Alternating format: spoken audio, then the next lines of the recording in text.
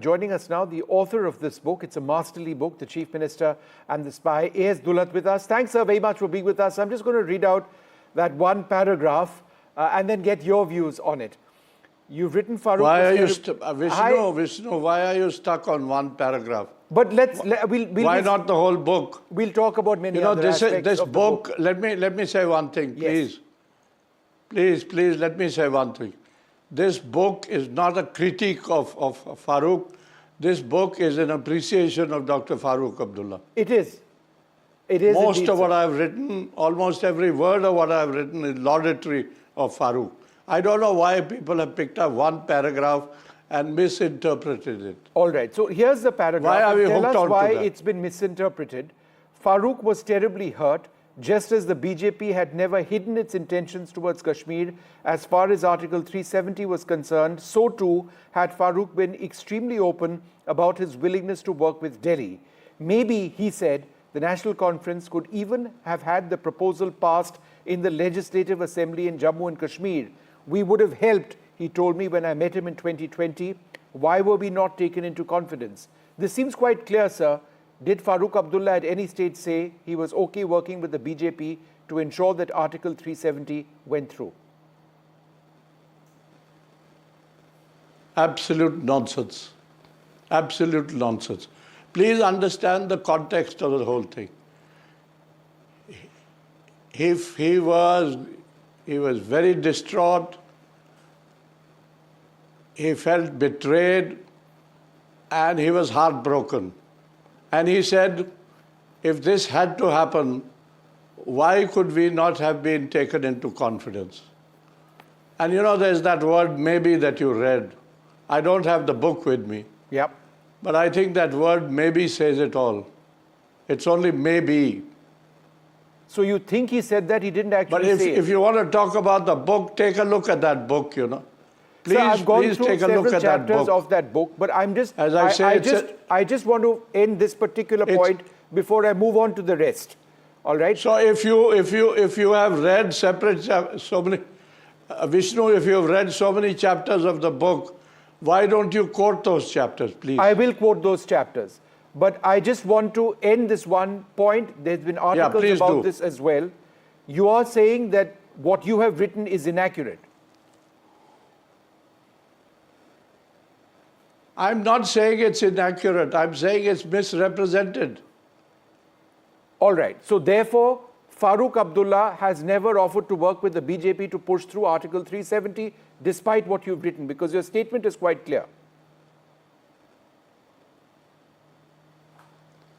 See, what I said was, and what I've written is that it was whatever happened in a certain circumstance. And what Farooq was saying was that, you know, if you know Farooq has always worked with Delhi. He's always been with India. He's the ultimate nationalist in Kashmir. And if people don't understand that it's a very sad story. Now, the question here is that what he said was that if this had to happen, why could we not have been taken into confidence? After all, they had met the Prime Minister 2 days earlier. So it's in a reference to a lot of things that happened at that time. No, in fact, that's correct. And you've written that. Maybe when it's he my spoke to me mistake, about the abrogation letter, you wrote, he was forthright. Kar lo agar karna hai, he said somewhat bitterly, par ye arrest kyun karna tha, right? So that's another large part of what you've written in the book, the entire arrest part. And you were actually somebody who met Farooq Abdullah, I think about a month before he was released from custody. He didn't appear to be a broken man, but to you, he was a tired person at that stage. He was reading the Quran several times a day. He appeared to be tired. Could you tell us about that experience of meeting Farooq Abdullah at that stage? You see, now you're taking every word literally. And I keep pleading with you, Vishnu, why don't you quote the rest of the book? What is the book about? Why don't you tell the audience what the book is about? I'll quote you, sir. I've got the quotes over here. This is about another part of that entire episode, sir. And to quote you in the book, you've written... So why aren't you quoting something Why don't you quote something positive from the book? So this is not the negative. book is full of positivity. Let me quote you something. You picked out a couple of words here and a couple of words there. there. No, sir. These are actually several sentences. And I'll read it out. This is another part. It doesn't have to do with the earlier part, which you've spoken on. When you did meet Farooq Saab, shortly before, about a month before he was released, you wrote, you found him reflective and introspective. That previous edge of imperious urgency had gone. It was not the most exhilarating 2 hours I had spent with him, but eventually my time was up and I had to go. Normally, Dr. Saab does not permit anyone the luxury of spending 2 hours with him, but like I said, loneliness does strange things to a person. Could you tell us about Farooq Abdullah at that critical juncture in Kashmir's history? Yeah, I'm telling you, he was heartbroken. He didn't look himself. And when I kept asking him, I said, how are you, sir? He said, I'm fine. You know, Farooq will always say that he's fine. He says, the only thing I miss is golf. But he was depending entirely on the Quran at that time. Twice during those 2 hours, he got up to say, he said, I need to go and say my prayers. That's quoted in the book. Another part which I found quite interesting, and this is in more recent times, when the National Conference did very well in the assembly elections over there, and prior to that, there was his interaction with Rahul Gandhi, where he was impressed with Rahul Gandhi, and you write, Farooq, who walked with Rahul during the yatra, was impressed. Here he felt was a young leader capable of taking the country forward in the best sense of the word. He telephoned me shortly after. I remember it was around 5 in the evening, and I was sitting having my evening tea. He sounded energized. You know, I walked with this boy today. When the walk ended and he hugged me, I've not felt so emotional in a long time. And you write, it's a rare human being who can make Farooq Abdullah emotional. Do you believe, sir, that he would be disappointed now? You would be surprised. Given what we are seeing politically in other states. You would be surprised. He's a very emotional person. Yes. He's a very, very emotional person. You know, I attended Omar's swearing in when he became Chief Minister in October. And Farooq had tears in his eyes. If that is not emotion, what is it? Let's talk a little bit about Omar Abdullah, because you've written extensively about the equation between the father and the son. Firstly, let's talk about their politics. Very, very different. Fundamentally different. They've disagreed with each other fundamentally also along the road. But the underlying love between father and son has always defined that relationship, right? That's right. And it's as Umar has become, after Umar has become Chief Minister, that love has grown manifold. And Farooq today is much more protective of his son, possibly also dependent on his son. You know, there is a sentence there in the book that such is the intensity of his love for his son now that he also keeps glorifying him. Whenever I've asked Farooq, how is Omar doing? He says he's working very hard, he's doing very well. Not one word of criticism. And yet, sir, you've written, and I quote, Omar, on the other hand, presents a picture of contrasts, 100% Indian, but only 50% Kashmiri and 50% still the head boy of Sanar. Apart from his youth and freshness, he's straighter, much more open than anyone else in Kashmir. In addition, he's correct and honest, a trait that has not always gone down well in his state. Do you believe that the people of Kashmir now accept Omar Abdullah in a different light? He's a stronger political leader. He's grown in political maturity over a period of time, and that he's gone beyond being 50% still the head boy of Sanar?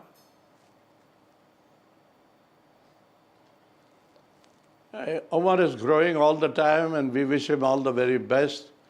He is the best that Kashmir can have at present. Of course, his father is a much taller leader, and he'll never match his father, that I will say.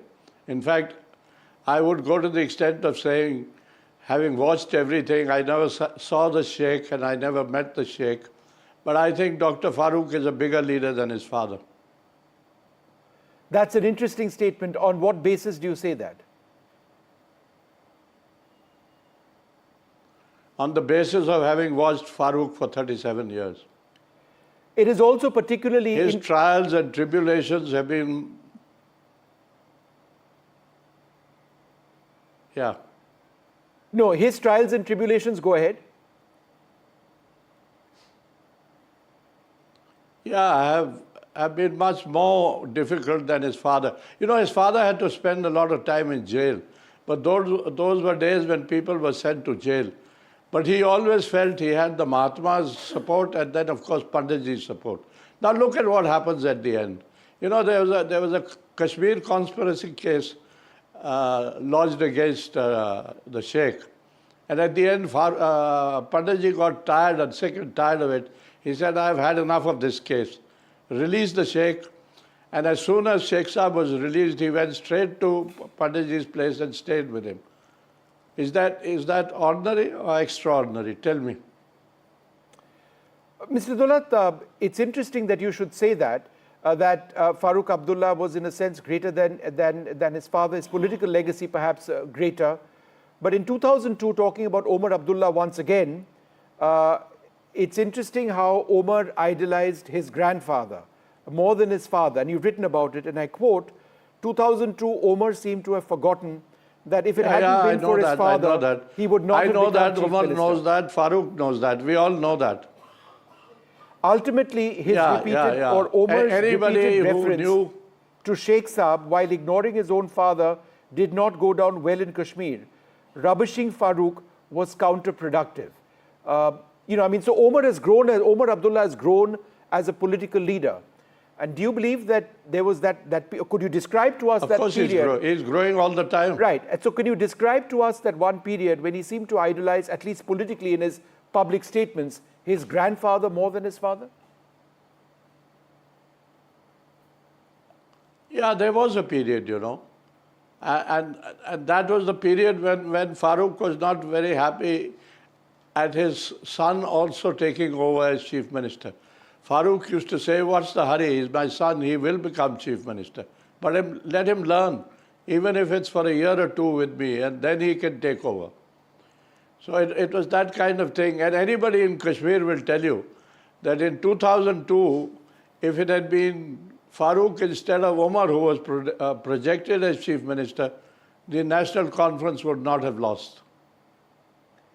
You've also written, sir, about the impact that the detention, the abrogation of Article 370 had on Farooq Abdullah, because it sort of, there were question marks which had been raised at that stage on how Indian he felt. And he wrote in 2020, Farooq had quietly told me, our family has always been with India. We will remain with India. That's how I brought up my own children. That's what I taught them. But now today my grandchildren ask me, is this the India you want us to be with? In fact, one of his children also said that she no longer felt Indian, but only Kashmiri. Could you tell us about this dichotomy or dilemma that the family faced? Is that surprising? Yeah, there was a dilemma. Certainly there was a dilemma.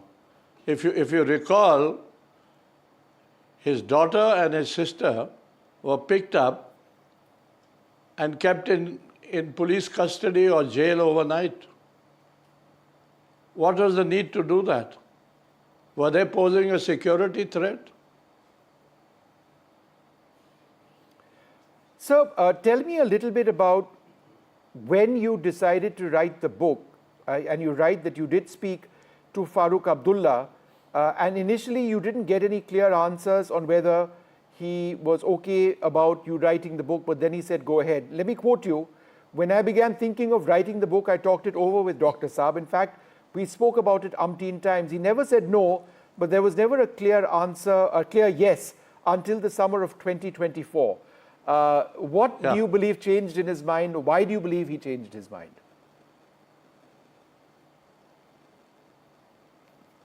I don't know. I think time was not on either of our side. You know, we are both getting on in age. If I had to do it, I had to do it now. And I think Farooq realized that well, if he wants to do it, then let him do it. maybe as a concession to me.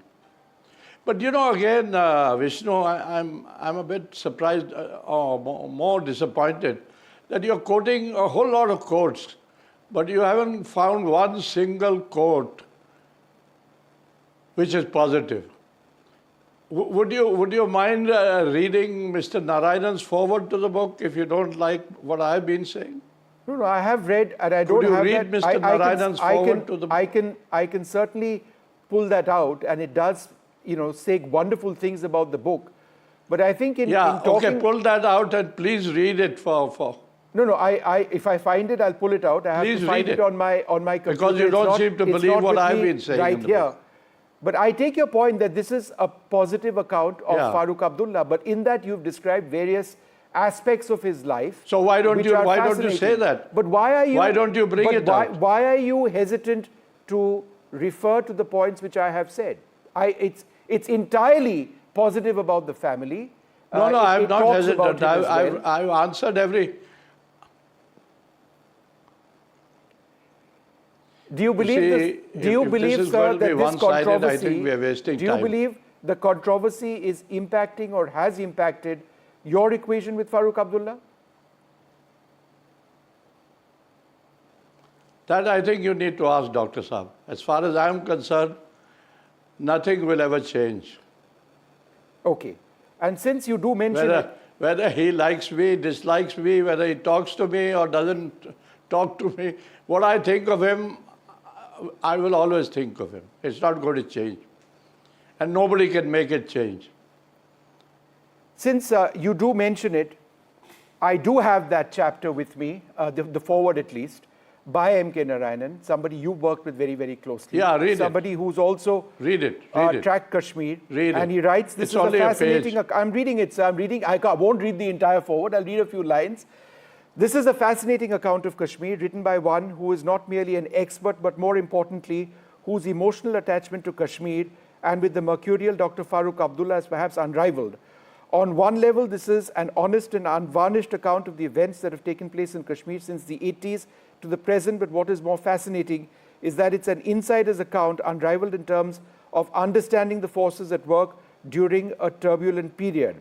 The author's sympathetic portrayal of Dr. Abdullah as a colossus who dominated the course of many, if not most, events in Kashmir is closest to the truth and reality than most other portrayals. The true merit of the work, though, lies in recognizing the centrality of Dr. Abdullah as far as contemporary Kashmir is concerned, etc., etc. But he also says the author's reference to Dr. Abdullah as the tallest modern-day Kashmiri leader may again attract criticism from many, but it is the unvarnished truth and is acknowledged by a person who is among the very few in the world who can be considered an expert on Kashmir. All right, sir? I think that's fairly positive. And I repeat for our viewers, Yeah, I'm happy. that is the overall... At least you've read something positive. Sir, I'm glad at least Mr. you read Dulat, something you know as positive, well as found I do. something positive Sir, in the book. Mr. Dulat, as somebody who I know well and respect immensely, you know as well as I do that journalism cannot always be positive. I have to pick parts of the book which are nonetheless critical. But I do appreciate your time and thank you very much for doing this interview. Thank you very much indeed.